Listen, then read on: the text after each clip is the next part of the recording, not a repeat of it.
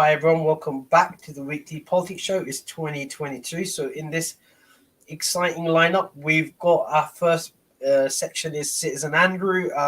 Everyone probably heard Andrew's chucked his hat in the ring in terms of his candidacy for the mayoralty of Tower Hamlets. So I'm going to have a discussion with Andrew, ask some questions.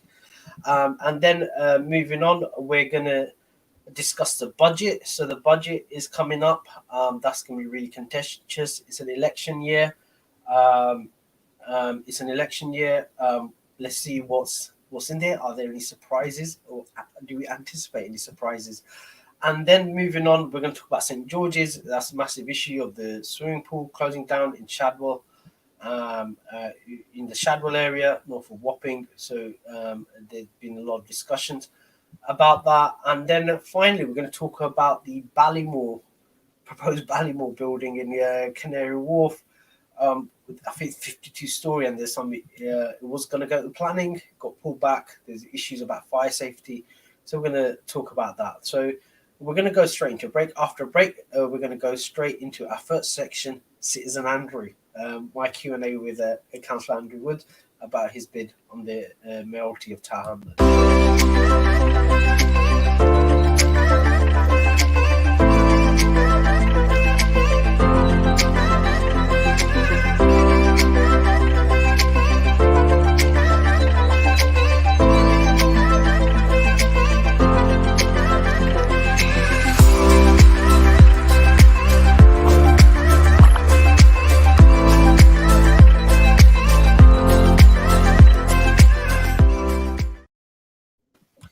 Hi everyone, welcome back to the weekly politics show. I'm Councillor Puru Miah with co-host Cllr Andrew Wood. So in this section, it's Citizen Andrew. So I'm going to discuss Andrew's mayoral bid. Just want to tell viewers, I did get into a bit of hot bother with some Labour Party colleagues. They were wondering what my role is in Andrew's mayoral bid, etc. There was a move by the Galactic Empire, but then someone told the Emperor about the words of Obi-Wan: strike him down and you make him more powerful than he is. So that's the machinations with myself and this show and Andrew's bid at the town hall. But moving on, Andrew, surprise, you've chucked your hat in the ring in terms of the mayoralty of Tower Hamlets. And so I've been talking to a lot of people surprised. A lot of people thought it was a fresh breath of air, so to speak, especially the approach on social media. But a lot of people are surprised that I think a lot of people, I know you've mentioned it before, that you resigned from the Conservative Party, that you're independent. I think that's the first time a lot of people noticed when you chucked your ring in as an independent candidate that you're not part of the Conservative Party. So do you just want to talk about that journey, and then I'll just to clarify to viewers and listeners as to what your relationship is with your former party, so to speak? Okay, yeah. So I guess two things. First is I will be a candidate for mayor for Tower Hamlets. There are kind of two stages to this process. So there's kind of this early stage where people say whether they want to be candidates or not. And then from the 28th of March, there's a week where you actually have to submit your nomination papers. So I need to get 30 people to sign a piece of paper saying that they agree that Andrew Wood should be a candidate. So that's a separate process. It's only after that you become a formal candidate and all of the rules stick in. I'll also be running to be councillor for Canary Wharf as well. So that's a plan B, just in case I don't become mayor. But I guess the reason for doing it is, I was kind of thinking last year, I wasn't particularly happy with the choices on offer. And it does look like it's a contest between, the two heavyweight champions of Tower Hamlets, John Biggs on one side and Lutfer Rahman on the other side. And that wasn't a contest that kind of filled me with a lot of joy or excitement. And I kind of worried that a lot of the debate would be, well, no, John was the worst mayor. And no, Lutfer was the worst mayor. John did this, Lutfer did that. They're both terrible, etc., etc. And the reality is, both John and Lutfer have their good points and their bad points. Arguably Lutfer more than John. But I wanted to kind of have a debate about the future and about what an exciting place Tower Hamlets is, all of the fantastic opportunities we have. You know, we've got lots of cash, you know, we've got growing population, we've got all of these new buildings. So let's have a more positive debate about changes in the future and about what we can do to make Tower Hamlets a better place. So my original plan wasn't actually to be a mayoral candidate, was to have a debate and then to kind of have, I'm calling it a kind of co-produced manifesto. So basically I'll write a manifesto, but I'll publish the drafts and seek ideas. So for example, if you're on Facebook, there's a new Facebook group called A Vision for Tower Hamlets. And in that group, I've been asking some questions and little polls. And then somebody posted about blue badges today. So we had a debate today about blue badge policy. So the idea is that, you know, we'll have this public debate and then it will all feed through into this sort of manifesto. And the idea is that hopefully other candidates will then pick up some of these ideas and whoever is the eventual mayor will then want to run with some, maybe not all of these ideas. And then the idea of me being a candidate was for two reasons. Number one is legal reasons to do with some of the shenanigans, some of the problems within some of the leaflets that have been distributed. So if a leaflet is now distributed, I can say that negatively impacts me because I'm an official candidate at this stage.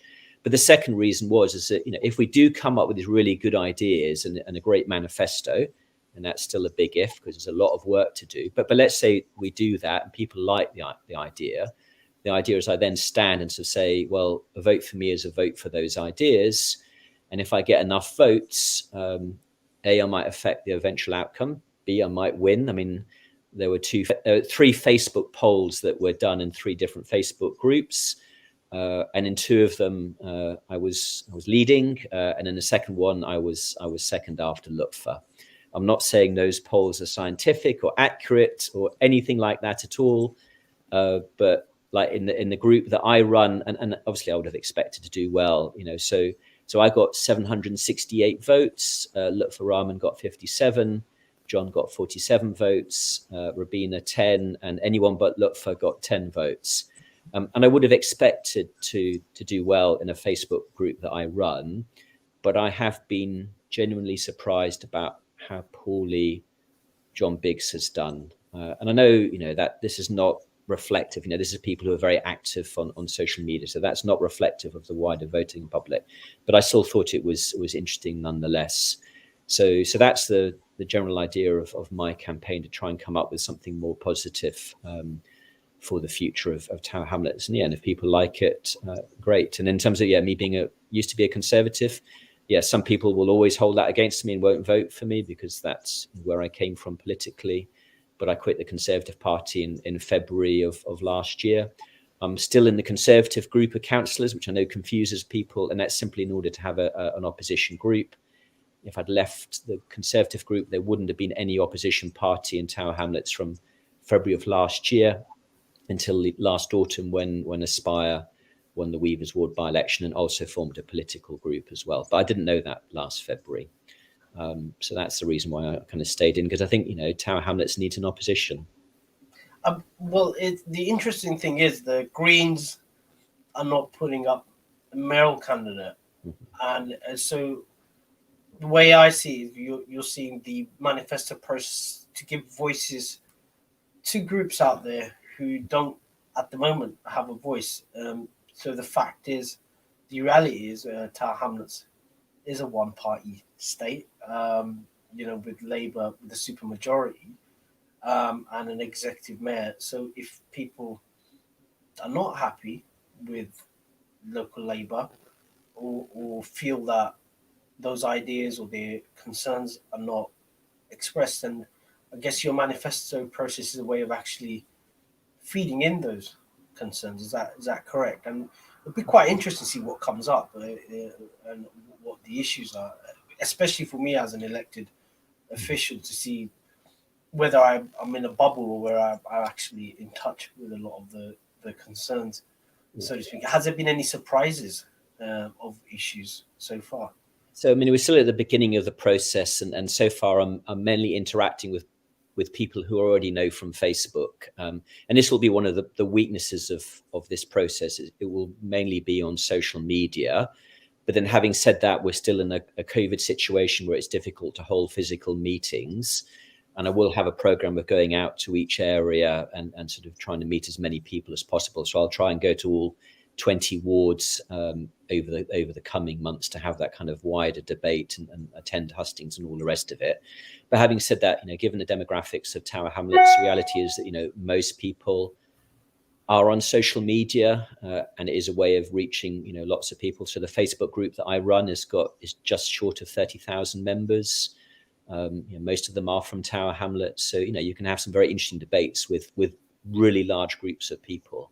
So I think it'll be interesting when we actually come to it. So, like, for example, I did do a poll earlier on council tax. Well, maybe this is not a surprise, I suppose. And obviously, the biggest vote so far has been for no council tax increase in this coming year.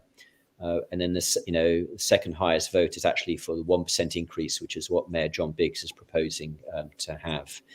So, but that's probably not a surprise, because when it comes to tax, nobody wants to pay more tax. But no, I think it'll be an interesting process, especially if the Greens don't run. I don't agree with the Greens on everything, but for the last 12 years, my apartment has been powered purely by renewable energy. So I've only used renewable energy in my apartment for 12 years now. So a lot of the green agenda I do agree with. It's very interesting to see what the Greens do in Germany. And it's also been very interesting to see that, the Greens have actually done quite well in some of the council by-elections outside of London. They've been beating the Conservatives and the Labour Party, quite decisively in some by-elections across the country. So I think that would be very interesting to see how the Greens do generally as well in Tower Hamlets, where I think they will be standing councillor candidates in some places. Well, it'll be interesting to see the battle of ideas. So just to give viewers and listeners an idea, the way the Labour Party works is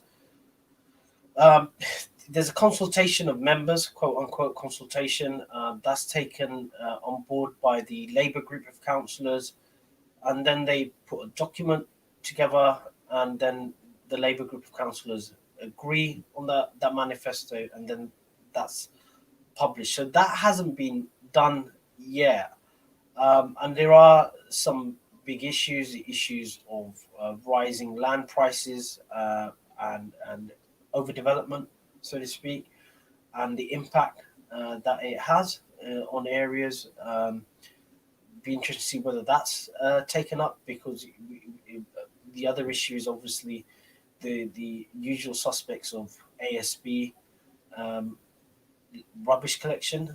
That's been an issue, but how can we improve things structurally? So it'd be interesting to see what other ideas come out. Do you see yourself as the Emmanuel Macron of Tower Hamlets, Andrew? Because Macron started off like that, with having people go out and asking people in France, what are the problems? What is wrong with France, so to speak? And then he formed a party and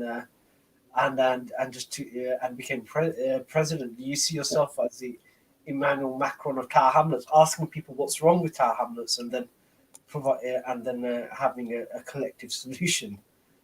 I actually hadn't thought of that.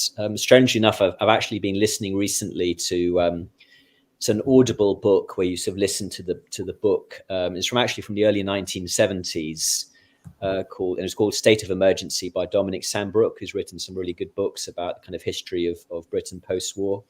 And he's talking about Edward Heath right now, the Conservative Prime Minister who was elected in 1970. And I was actually thinking, I'm actually a bit like Edward Heath in terms of his mannerisms and what he likes about policy, and the sort of the feeling that, managerial solutions will solve all of the problems. So I also saw that as a bit of a warning to myself as well, because Edward Heath wasn't that successful in the 1970s, except ironically, obviously, for joining the original European Union. But no, I think, looking across other countries, there have been insurgent parties like the Pirate Party in other countries that have been very successful. In Italy, what would they call the Five Star? Is it Five Star, like movement again, sort of starting off non-political, have been very successful as well. So I think, there is a possibility that people are bored with the existing kind of traditional parties. and might want to try something new. So maybe I am the change candidate. So I think it will be generally interesting and fun. So one of the reasons I'm doing this is to bring a bit of fun into the process, to see what happens in these elections and over the coming months. Well, it has spooked a lot of people. I know me and you, both of us have received some really odd emails asking us questions, whether we're part of some great conspiracy. No, we're not part of any conspiracy. Why were we at certain meetings together, etc.? But no, so it's going to be interesting. It has spooked a lot of people. It'd be interesting to see, and generally just talking to people.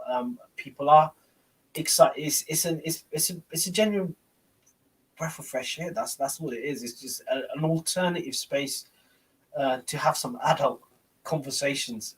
That's the feedback I've got. So it'd be an interesting process. I know there are activist groups out there who want to do hustings, etc., to talk about specific issues.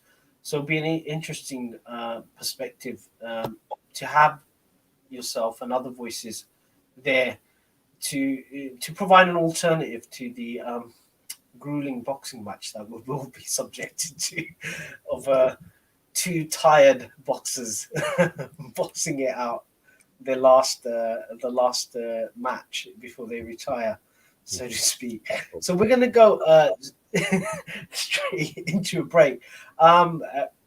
So Andrew, just before we go straight into a break, where can people find out about your Facebook group or the discussion group that you're having or the manifesto? How can people feed into it, or people are just curious, or say Labour Party members who just want to keep an eye on you? Where do they go?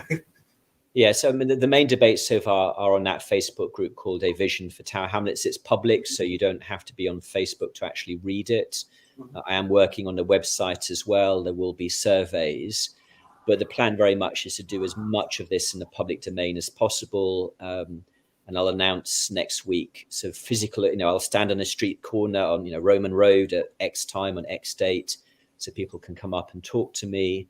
And I also do some like Zoom meetings as well, kind of talking about topics. I'm thinking about doing one next week to talk about development, which I know we'll talk about in a minute, and some of the challenges that brings for Tower Hamlets. So part of this will be also be educational about what the mayor can and can't do, what we need the government to do as well, and also to make a push to educate people about the difference between the mayor and councillors and what those two roles are all about.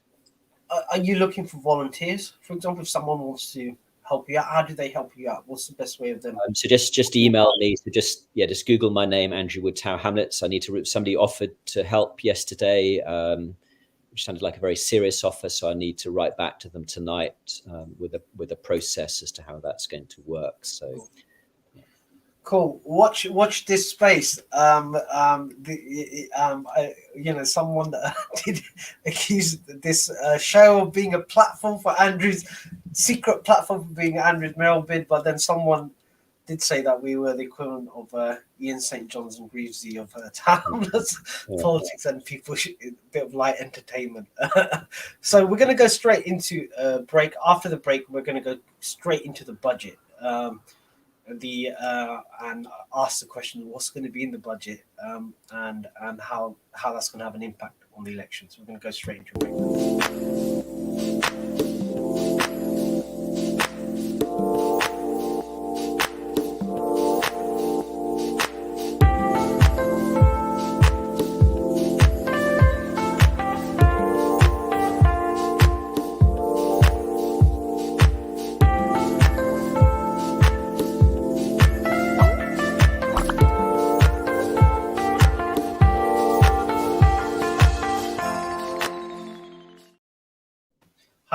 Hi everyone, welcome back to the weekly politics show. I'm Councillor Puru Miah with co-host Councillor Andrew Wood on the weekly on Relax Radio. So in this section, we're going to talk about the budget.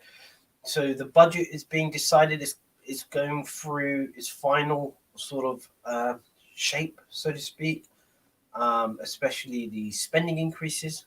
We all anticipate just before an election.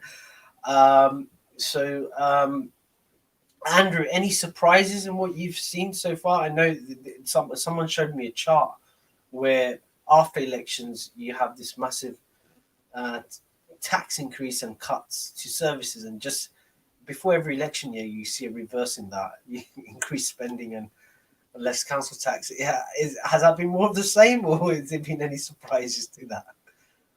No. So once again, just like in 2018, before the last local elections, the council tax increase is relatively small. So to give you an example, in 2018, it was only 2% increase. Then 2019, it was 3.4%. Then 2020, it was 3.99%. And then last year, it was 4.99% increase. And this year, the mayor is proposing only 1% increase, which is lower than I wasn't expecting that, to be honest. And the reason why he can afford to do that is because actually they've got a lot more money this year than they thought they would have a year ago. So to give you some idea is, so last January, they thought in this coming year that they'd only have £106 million from government. They're actually forecasting now that we'll get £138 million. So that's up 30%. Business rates, they thought would only have £112 million. They now think it's £129 million. So that's up 15%. So there's a lot more money coming in than what they said they would have.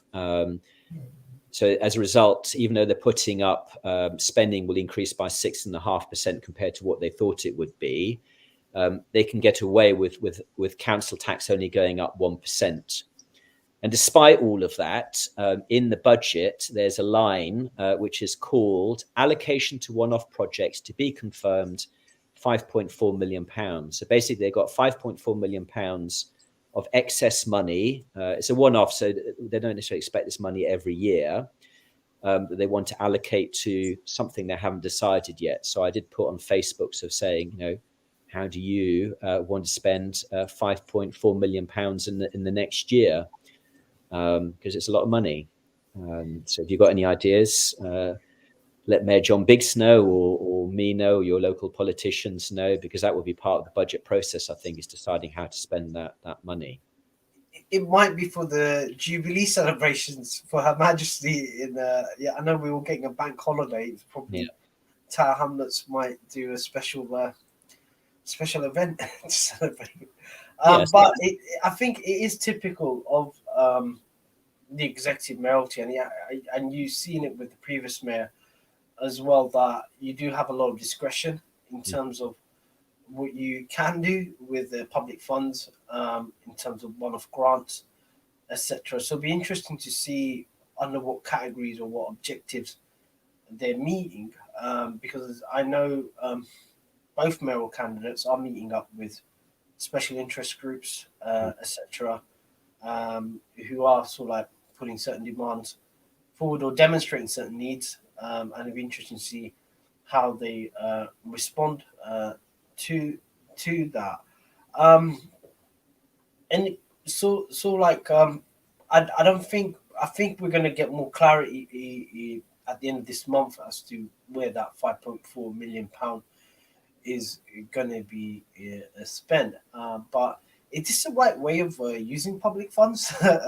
Andrew, should we discuss more the structural issues? Like, for example, what I've discovered is there's a marked increase in terms of ASB. Now, that might be because the police have adopted a different approach, so quote-unquote intelligence-led policing, where they don't go after small issues. They if they're going to do an arrest, they arrest about 10, 12 people at a time, which gives the impression that,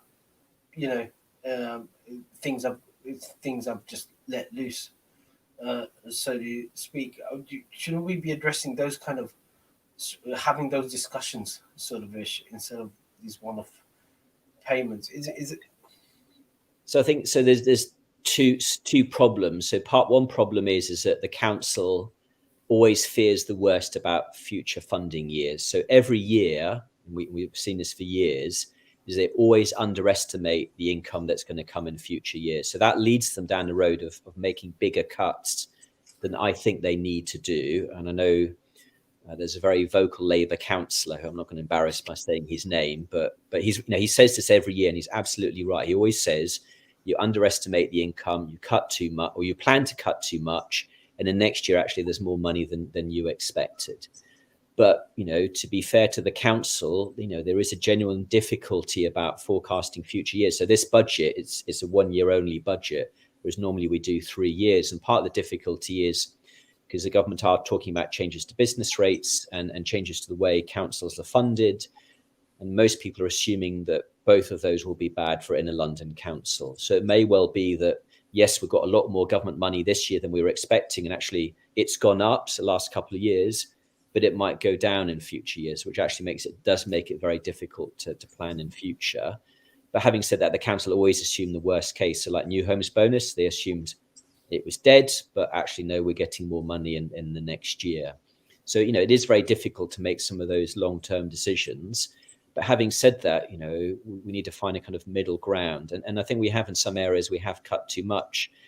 Youth services in particular, we've got real problems, I think, with some of our youth centres. There's one near to me. I've actually been walking past it every night. It was open in December, well, for 2 weeks in December.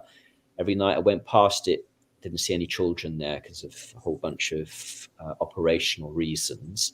So even though we have a youth centre on the Isle of Dogs, it's actually not playing any real practical role at this point. But having said that, there are some other youth programmes which are doing a really good job. So we kind of need to reinforce success and find better ways of spending that money and continue the process of becoming more efficient. Because there are still areas where we spend a lot of money where perhaps we don't need to do it. And I'm still, if I was elected as the mayor, one of the things I'd be very keen on doing is just as a once-off is what's called a zero-based budget, where we kind of start from scratch. We kind of ask ourselves, what should we be doing as a council? What don't we need to be doing? Whereas what we're doing in our budgets is we kind of take the existing budget and then kind of either cut things or add things. So we never look at all of this stuff down here. And there are some departments who spend a lot of money, and I kind of look at that and think, or security, we spend huge amounts of money on securing old buildings where perhaps it would be better off just selling them and getting the sale proceeds, but we're having to pay for security to look after them. So like some buildings we're paying £130,000 a year.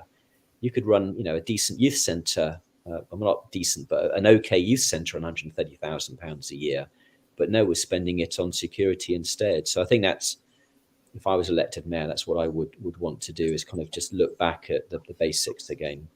Yeah, I always advocated that, and it's sort of like the glazed eyes from the council officers every time I mention that, because there is a bias in the budget where you have certain cost centres who actually set the budget. They never cut their own budget. They always cut someone else's budget, and so there's always a bias in that.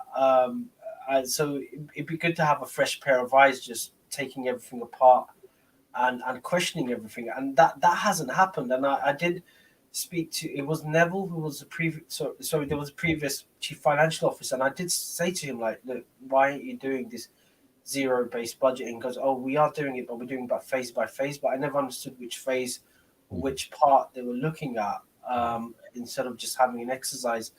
And there is a structural issue in the sense that there is no oversight in terms of finances. You've got overview and scrutiny, but you've got finances, then you've got all these other issues, and you've got to cover it in a single meeting. And it's just crazy. Where if you had whereas in other councils you've got a separate finance committee, scrutiny committee, which just looks at finance. And for me, that's how you manage an organization, is through its finances. That's every activity generates a financial transaction, and oversight is looking at that and asking why is that, and can it be done another way, and just asking for answers. And there doesn't seem to be that. Even the way we do our budget, it's I forgot what they call it. That intermediate financial strategy, MTFS, so medium-term financial strategy. But if you look at the MTFS, it's just like what you said. It doesn't question anything else. It's just the changes. You're just basically approving certain changes. It doesn't question the core. There is no strategic direction, so to speak. It's just crazy. And I've always asked council officers, what's the strategy? And I think they don't understand the question because the strategy is stick to the budget, but it's like that's not strategy, but it's something we need to push. But I've always hit walls when I ask for that, and so it's something that needs to happen. Would any surprises apart from the growth areas? Is it? I know the opposition group always put a budget amendment. Is there anything that comes to mind that you'd like to change in what's being proposed? Not yet, because normally would have got the budget before Christmas, and normally I spend my Christmas period reading the budget, but they only released this a few days ago, I think, about 3 or 4 days ago. So I haven't had the time to actually read the full budget pack yet. One of the things I am concerned about is kind of fees and charges. So things like parking fees will increase by the rate of inflation, and inflation is pretty high. So even though council tax is only going up by 1%, is actually some of the other charges are going up by a lot more than 1%. So that's another area that I need to kind of look at. And yes, as you said, is that we will produce an alternative budget proposal. We'll do one as a Conservative group, but probably if I'm serious about being a mayoral candidate, I'll probably have to produce my own Andrew Wood budget as well to kind of say this is what I would do if I've been the mayor. The problem will be, I don't have access to all of the detail, so that might be a little bit difficult to do. But yeah, I can probably pull something together to give people an indication of what I might be doing. So cool. So we look forward to that. Would that be in your discussion group? Yeah. Cool. But we don't have it. Yeah, I think we've got until March to agree it. Trying to remember when the council meeting is. So basically, I've got February to do it, and I have to read the budget first. So it's something to watch out for. We've come to the end of this section. After the break, we're going to discuss the future of St. George's swimming pool.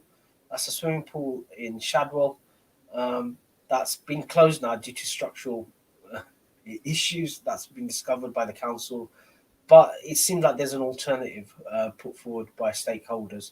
And we're going to discuss that. So we're going to go straight into a break. After the break, we're going to discuss St. George's.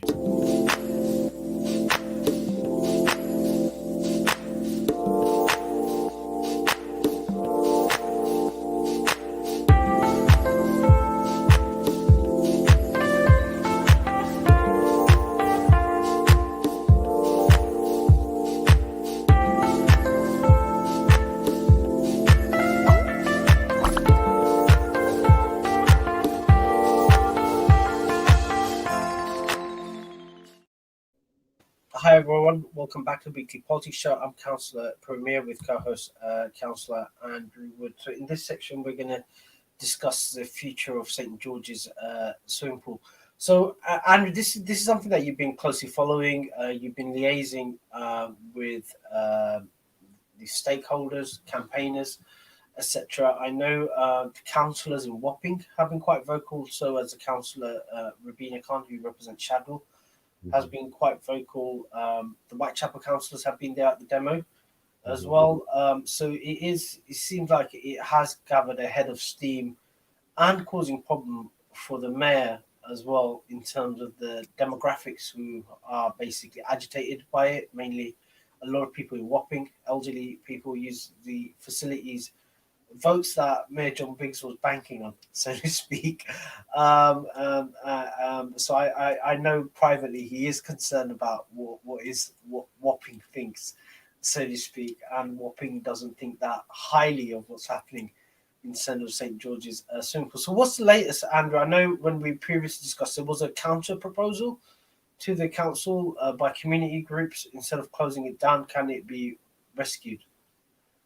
Yeah, so I guess there's probably two things to say. So first of all, Councillor Rabina Khan has got a motion for debate at the council meeting next Wednesday, but it's the last motion, so it probably won't get debated. So I need to have a chat with her, which I haven't had time to do yet, about is there some way of escalating it, because it's a complete mess. The second thing is, yes, there is a group of people, and they've been talking to architects and other experts. And basically what they want to do is go into the building and verify some of the things that the council have been saying about the building and about whether it really does have to be closed. And I know some people may have got this earlier, but I only saw this a few days ago. There was also a 313-page condition survey that was released, that I've seen a couple of days ago. It was actually done in October of 2019. So most of this report is actually several years old, even though, as I said, it only came into the public domain relatively recently. Part of it was updated in summer 2021, but some of the survey work actually started in 2017. And it's one of the most shocking reports that I have read as a councillor, because it is basically a litany of failure and problems. And, actually, if I'd read that report in 2019, I would have closed St. George's the next day, not permanently, but just to fix the problems, because they keep talking about health and safety hazards within the building, water leaking into the main pool that might have been sewage water from a toilet. They weren't sure. But then the other problem then is that COVID then struck, so they closed it down, and it appears that people just walked away from the building. So what they should have done is emptied the pools, the 2 pools which are there. They didn't do it. So algae basically grew and grew and grew. So when they then went back in summer of 2021, after having left it empty for 18 months, the main pool is just covered in algae. And the problem is it's allowed the building to deteriorate even faster than it was already deteriorating. So that there are real doubts now about whether you can actually save the old building. And I know there's a lot of very vocal people who are very insistent that no, we need to save that building and reopen it, but whether that's technically feasible, I have my doubts. But this is why I think we need the independent people, the independent experts, to kind of go in and verify some of this information, which is the point of Councillor Rubina's Khan's sort of motion on this. But it does look like the council allowed this building to basically just kind of fall apart internally. So in August 2011, the council at that point have said, this building only has 5 years of life left.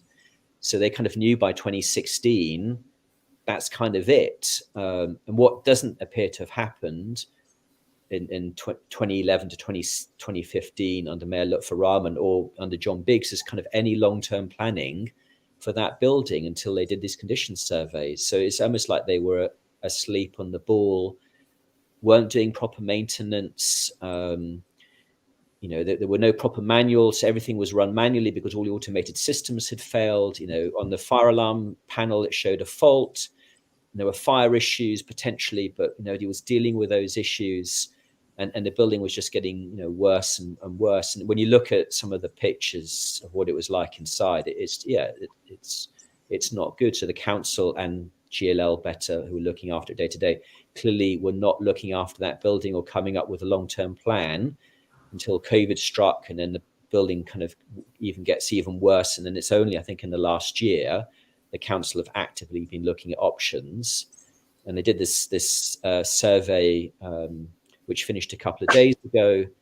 But when you read the survey, you kind of get the impression, which may be false, but it gives the impression that council officers think the building can't be saved. Therefore, let's demolish St. George's, build residential flats on it, but we'll build a new swimming pool in Wapping at John Orwell Centre. But whatever you do, this is going to take years. So all of these people who used to swim there every day don't have any swimming facilities. And York Hall is still closed because, again, they've got problems in that building as well. What I find, I'm trying to get my head around, because those buildings are managed on behalf of Tower Hamlets Council by GLL. Mm-hmm. So clearly, there hasn't been any managed.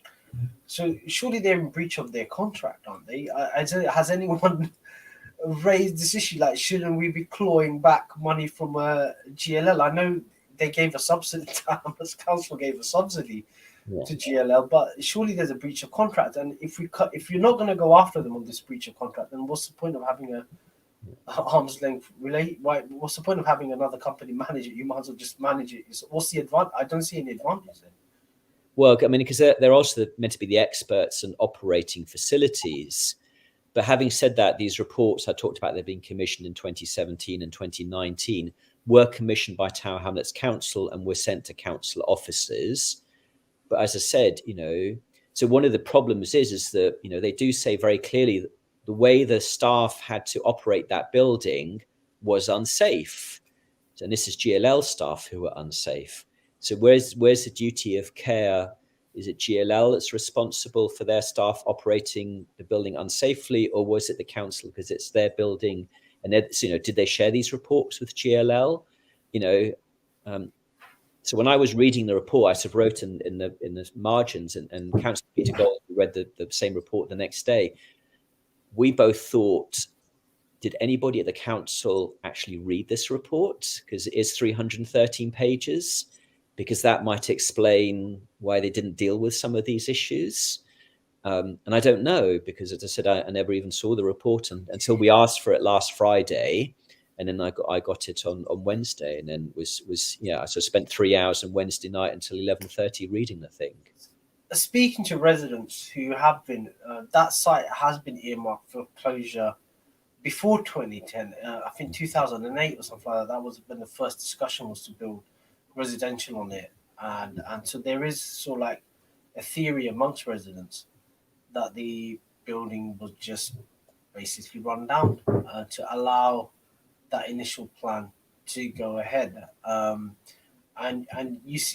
everybody knows that after a certain period, after 5 years or 25 years, you have to do refurbishment on assets. Council officers knew that, they just didn't do it, allowing them to strengthen their case to basically close down the facility. And hence the condition report, they knew the 5 years was up. The condition report was there to basically justify the closure. Hence, no one did anything about it. That's the counter narrative that's out there. Yeah, and residents in Wapping who are quite active and vigilant, and they're insistent that that was always the plan.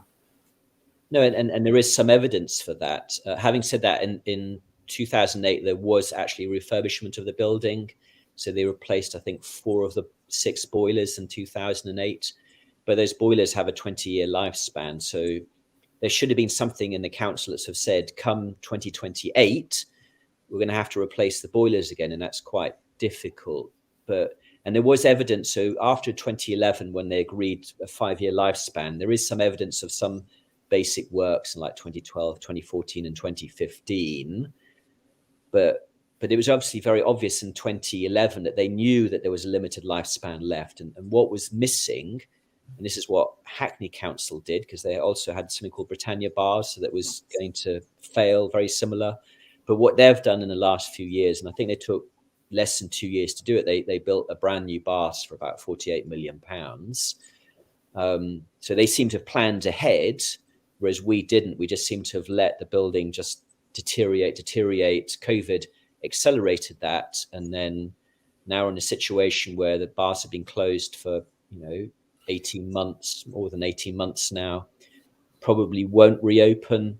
And if we were to do a planning application for a brand new building, if that's what we're going to have to do, that's another year. So potentially, we're looking at a situation where there is no baths in Wapping, Shadwell Wapping area for 4 years, because there was no pre-planning by the council on any of these issues. And who takes responsibility for that? Ultimately, it has to be the mayor. But at an officer level, I have my worries as well. Well, there's always been an issue with GLL. I know there were concerns raised while we're giving subsidies to them after, say, and while we keep on renewing the contract. But again, I think we just need to be, there isn't, everybody talks about health inequalities, but it doesn't seem like we're doing anything about it, and we were supposed to be one of the Olympic boroughs with an Olympic quote unquote legacy. It's just like, we just haven't got the handle on it. I just don't know, especially with the impact of COVID, and it hit people quite hard with the high health inequalities. Yeah. What does a post-COVID Tower Hamlets look like? Have we learnt the lessons?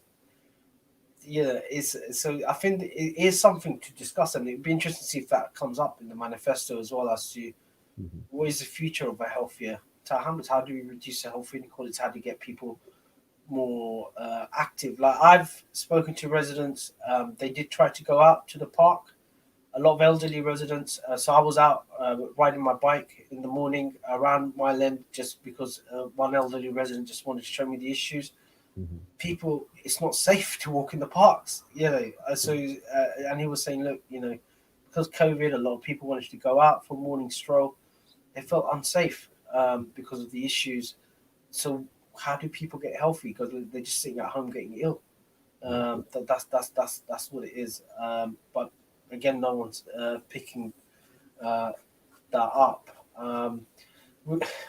What's the next steps, Andrew? If the motion doesn't get heard, I know there is a mechanism to suspend the standing orders, but you need a majority. If it doesn't get heard, what's the next steps? How do people put pressure on the council to respond to certain demands? So I think we just had to put the public pressure on them, because the reason I asked for the report was to be able to verify what the council were actually saying. And what the report says is actually things were even worse than I expected. But that's not the same as saying that the building is unsavable. It doesn't mean you have to spend a lot of money, and it probably means you can't reopen it anytime soon. But I'm not an expert in these areas. So I think the answer is to get some independent experts in, some architects and other engineers in, to have a look at it, to confirm, whether it is savable or not. But my view is that we should rebuild a swimming pool at St George's. We shouldn't lose that asset, and we should make John Orwell Centre more of a specialist sports facility. Even the discussions we've had about hockey in the past, and also we can build homes there. Both sites, we can build homes as part of any changes as well. So I think that's really the focus has to be on getting that independent confirmation of what we're being told. Yeah. Well, this is an issue that's going to run and run. It's probably going to have an impact on. It's interesting what impact it has on the election, especially in Wapping, where it has been a contentious issue and has become a marginal. I have noticed loads of Lib Dem party members coming from the south of the river to campaign in Wapping. So let's see whether that is picked up and has an impact. So we're going to go straight into a break. After the break, we're going to discuss the proposed Ballymore residential skyscraper on Canary Wharf. There was an article in The Guardian, an update. There was the planning decision got pulled, but we'll fill you in straight after the break. So we're going to go straight into a break.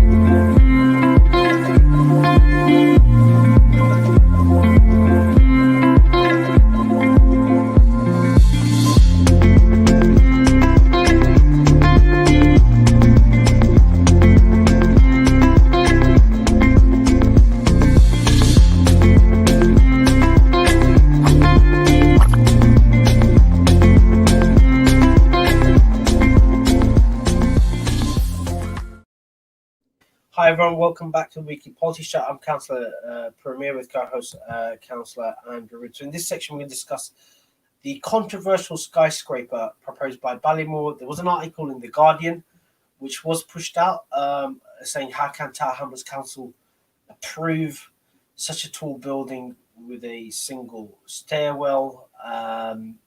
So what it is, a 52-storey residential block, I think 400 residential units, which 100 are going to be social housing. The issue is that it has a single stairwell, and I think it's 3 times as taller than Grenfell, according to the diagram. So the issue in Grenfell was it seems like it's designed on the previous on advice that was given to residents in Grenfell, where you just stay, you don't leave the building and wait for the fire brigade to rescue you, and that didn't, a lot of people passed away because the fire service couldn't rescue them. With a single stairwell, you're gonna there's a potential Grenfell situation. Again, it seems like the building has been designed where if there is a fire in the building, people stay there, and it's 3 times as taller than Grenfell. So how do you rescue people? So Andrew, this was supposed to go to, supposed to be approved. I know you've done a lot of work. I heard the local MP as well put in an objection. Is that someone just by passing mentioned that to me? So it has generated a lot of concern. There's got an article in the Guardian. The Department for Levelling Up was asked to comment. They're saying they're reviewing the building codes, so to speak. And then London Fire Brigade finally spoke. So I'll pass it over to you. It was sort of like a bit of a dramatic planning meeting, wasn't it? Well, it was going to be an interesting meeting until it got cancelled yesterday. So I was preparing to speak against it, as was Councillor Rubina Khan as well. But because this was a Ballymore planning application, so I told all of the people locally who were interested in Ballymore following the MPW fire, just to make them aware that this planning application was coming last night. And it was also the last opportunity probably for a number of years to actually sort of oppose a Ballymore planning application in Tower Hamlets, because they don't have any others sort of in the system currently. So a bunch of people got very active on this issue. So a lady called Natalie Carter, who was also interviewed last night and also contributed to the Guardian article. I think they're the people who contacted the Guardian to sort of raise this issue kind of with them. But in terms of the report that was issued by the council, it recommended approval of this building, but it also said London Fire Brigade, no comment. So whether the London Fire Brigade missed the opportunity to comment or didn't supply, I don't know. But yesterday, what they sort of said is they issued a press statement which said, we do have concerns that the design submitted does not provide suitable and convenient means of escape and associated evacuation strategy for all builders. And in buildings with a single escape route, we would expect the developer to have their own fire engineers provide a full review to show the resilience in the event of a fire. And this does not appear to have been carried out, which somebody else had actually spotted on Twitter as well. So Fire Brigade, I think yesterday morning, were asking these questions of Ballymore, and Ballymore just didn't have enough time to answer the questions before the meeting last night. So what Ballymore decided to do was to pull the planning application to deal with the questions from the London Fire Brigade. So the planning application is still there. So I guess we'll have to wait to see whether Ballymore will resubmit with no changes and just more explanation, or whether they will actually make changes to the application. But a lot of people locally have been pointing out, well, there's actually a lot of really tall buildings in the area that have been finished or have got planning permission with, again, single stairwells. And the problem is that if you're above 64 meters, which is the height of the tallest fire brigade ladder in London, in Dubai, they've got helicopters that will drop water on you. In America, they've got helicopters that will pick you up off the roof. But if you are in that building and it's on fire and something goes wrong with the stairwell, that's it, you're dead.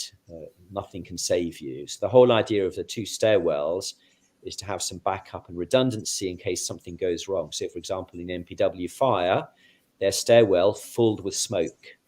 So people couldn't see their way down. And that shouldn't happen, but it did happen in a Ballymore built building.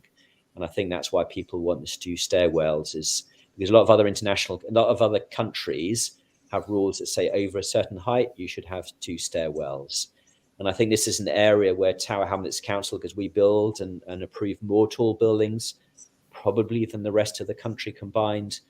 It's another example where we need to take a lead, and work with government to change rules, because it's not something we it might be a struggle for us through planning to say you need to have two stairwells, and we can come up with other reasons for rejection. But yes, we need to be working with government and say to government, look, we've got a 75-story with a single stairwell. That's a bit crazy. Can you work with us to change the rules, or give us the power that for these really tall buildings that we have more powers over fire safety than we currently have? I think the other issue is that there's kind of like a disjointed kind of approach, in the sense that the planning application doesn't necessarily have to deal in detail with the fire issues.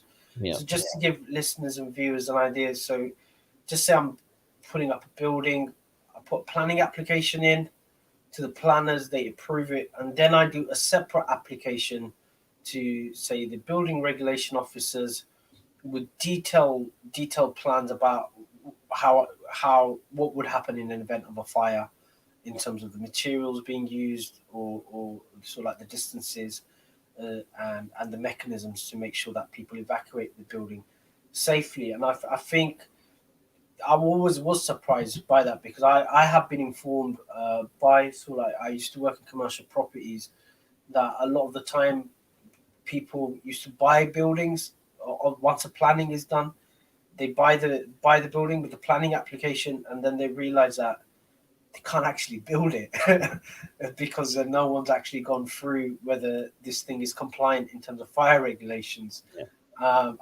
So I was always told, just because something's got planning doesn't necessarily mean that you can build it. You need to basically do the due diligence, etc. And I think that's what's happened, and we need to have a bit more of a joint up. I think it just seems like everyone's working in silos. Yeah. That's what it is. And we do, the planning department does generate a lot of income. It does. There are a lot of good officers there. It does attract a lot of young planning officers. So we do attract the brightest and the best into the borough, which I'm pleasantly surprised about. I've had sort of like off the record conversations with a lot of them. But it just seems like there isn't a holistic approach to this whole thing. Someone hasn't said, hang on a minute, we're not a normal council, we're not any ordinary council, we're doing a lot of development. Shouldn't we have a different approach just because of the volume and the type of issues that we deal with? Mm-hmm. And that hasn't been done. It just seems like what it is, and this is something that I've observed as well, like initially when I came in, the planning portfolio, you had Councillor Rachel Blake, who was the deputy mayor, and I do have, me and Rachel do have some differences, but she did actually have a complete command of that department. The planning officers were completely answering to her, and there was a certain direction. We were looking at what Islington has done and tried to replicate that and just move the planning department in a certain direction. Since she's gone, it's just left adrift. A lot of the time, the mayor is turning up to a lot of these issues or dealing with these issues. It just seems like the whole thing's kind of like drifting. We were going in a certain direction, there was a certain vision, but it just seems like at the moment there isn't. Is that your impression? Yeah, so I wouldn't disagree with anything you've just said, including about Councillor Rachel Blake, who is very good. But in retrospect, I'm really surprised that they decided to take this to committee last night, given that the London Fire Brigade hadn't supplied a comment. So did they chase them up? We don't know. And the other issue as well, which I find mind-boggling, is there were going to be two buildings. They've got planning applications in the system. So the Ballymore building, and there's also 30 Marsh Wall. And the local plans have says buildings should be, so I'm trying to get my hands apart, should be 18 meters apart. And that's mainly an overlooking issue. You don't want to look into each other's apartments. But what they're proposing was to build these two buildings 12 meters apart from ground up to the 48th floor. So the other risk that we would have had is that if there had been a fire in one building and an open window in the other building, would the fire have leapt buildings? And I think that close together with the wind in the right direction, I think the answer would have been yes. But who's looking at that issue? And nobody is, because nobody, there's one other planning application which is similar, nobody's thought it was a good idea to build buildings that close together across a narrow street, only 12 meters apart. And again, so people aren't looking at this in the round either, which I think the council need to do as part of the Talk Building Supplementary Planning document, which is in consultation right now. Yeah, I think we just need a strategic vision in terms of our planning. At the moment, there doesn't seem to be. There's a whole disconnect in the whole thing. And my experience being 4 years as a councillor is the most important function of a local authority is actually planning, because that's where all these issues come out of. Everything we deal with, or all the fires, or all the little firefights that we have, or all the issues that we're dealing with. a result of planning decisions. And a lot of these could have been preempted if those right decisions were made beforehand or mitigated, so to speak. So I was at a meeting with Mayor John Biggs in Myland with the chief executive of Eastern Homes, and I talked about, look, no one's having a holistic approach. Everyone's working in this silo. No one's looking about the impact on the area.